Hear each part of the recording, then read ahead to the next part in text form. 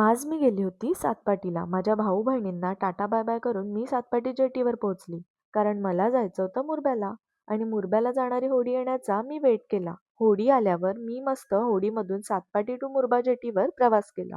तिथे मला माझा भाऊ घ्यायला आला होता. मुरब्यावरून डायरेक्ट आम्ही गेले नवापूरला आणि आपल्या परदेशी पाहुण्याला भेटायला निकने सुद्धा नवापूरला हजेरी लावली होती. त्याला भेटल्यावर आम्ही गेले पेटपूजा करायला नांदगावला. जाऊन चायनीज खाल्ला आणि विचार केला चला बीच फिरूया. पण इथला कचरा बघून खरंच खूप वाईट वाटलं. तुम्ही बीचवर फिरायला येताय तर कृपया कचरा करू नका.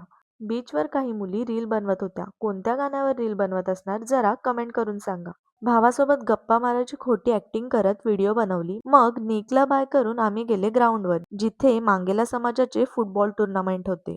तिथे मला आस्था सुद्धा भेटली. त्यांच्या टीमची मॅच चालू होती. पेनल्टीमध्ये सेव्ह, गोल, गोल, सेव्ह असं चालू असताना आस्था बोलली, जिंकले तर थांबायचं नाहीतर सरळ बॅग उचलून घरी. पण खेळात हारजीत तर आहेच. या टाइमला हरले म्हणून सर्वांना बाय करून आम्ही मुरब्याला जाऊन मावशीकडे गेले. मॅडमला तिथे मावशीने चहा बनवून दिला. मग आम्ही बसमध्ये बसले बोईसरला जायला. रिकामी बस नंतर लगेचच भरली. पालघरला जाऊन आम्ही पाणीपुरी खाल्ली आणि घरी आले. सो भेटूया उद्या.